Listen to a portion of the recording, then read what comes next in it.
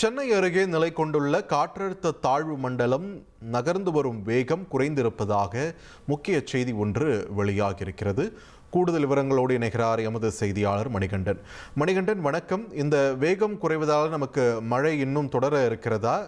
என்ன தகவல் வந்திருக்கிறது வானிலை ஆய்வு மையத்திலிருந்து? விரிவாக பதிவு பண்ணுங்க.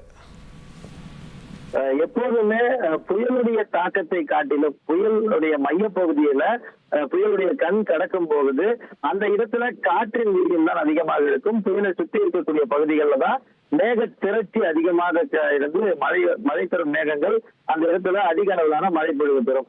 எப்படி புயலானது கடந்த 24 மணி நேரத்துல ஆழ்ந்த காற்றழுத்த தாழ்வு மண்டலமாக வலுவிழந்திருக்கிறதோ அடுத்த 12 மணி நேரத்துல அது காற்றழுத்த தாழ்வு மண்டலமாக மேலும் வலுவிழக்கும் என வானிலை ஆய்வு மையம் தெரிவித்திருக்கக்கூடிய இந்த சூழல்ல அந்த நகரும் வேகம் என்பது கடந்த 6 மணி நேரத்துல மணிக்கு 5 கிலோமீட்டர் வேகத்திலிருந்து குறைந்திருக்கிறதாக தெரியப்பட்டிருக்கிறது. அந்த அளவுல இந்த காலை 8:30 மணி அளவில் கிடைத்த தகவல்களின்படி கடலூரிலிருந்து வடகிழக்கே 150 கிலோமீட்டரிலும், நெல்லூரிலிருந்து தென்கிழக்கே 200 கிலோமீட்டரிலும், அதே போல சென்னையிலிருந்து தென்கிழக்கு சுமார் 50 கிலோமீட்டர் தொலைவிலும் இந்த தித்வா புயல் வலுவிழந்து ஆழ்ந்த காற்றழுத்த தாழ்வு மண்டலமாக பயணித்துக் கொண்டிருப்பதை பார்க்க முடிகிறது. குறிப்பாக அடுத்த 12 மணி நேரத்திற்குள்ள அடுத்த 8 மணி நேரத்திற்கு இதன் காரணமாக வடகடலோர மாவட்டங்களாக இருக்கக்கூடிய சென்னை, காஞ்சிபுரம், திருவள்ளூர், செங்கல்பட்டு உள்ளிட்ட மாவட்டங்கள்ல பரவலான மழை என்பது தொடரும் எனவும் தெரியப்படுத்தப்பட்டிருக்கிறது.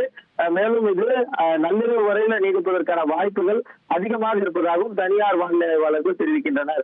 வானிலை ஆய்வு மையத்தின் அதிகாரப்பூர்வ அறிவிப்பின்படியாக இந்த காற்றழுத்த தாழ்வு மண்டலத்தை சுற்றி அதிக அளவிலான மேக திரட்சிகள் சென்னை உள்ளிட்ட வடகடலோர மாவட்டங்களுக்கு பேரலாக பயணிப்பதன் காரணமாகத்தான் இந்த மழை என்பது தொடர்ந்து பெய்து கொண்டிருப்பதாகவும் அறியப்படுகிறது.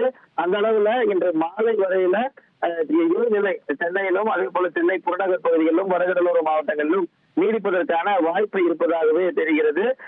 மேலும் இந்த ஆழ்ந்த காற்றழுத்த தாழ்வு மண்டலமாக வலுவிழந்து சென்னை கடற்கரையிலிருந்து குறைந்தபட்சம் 30 கிலோமீட்டர் தூரத்திற்கு மையம் கொண்டிருப்பதற்கான வாய்ப்பு இருப்பதாகவும் வானிலை ஆய்வு மையம் தெரிவிக்கிறது.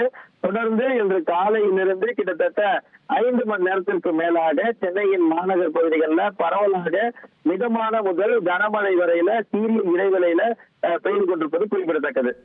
நன்றி மணிகண்டன், உங்கள் விரிவான தகவல்களுக்கு.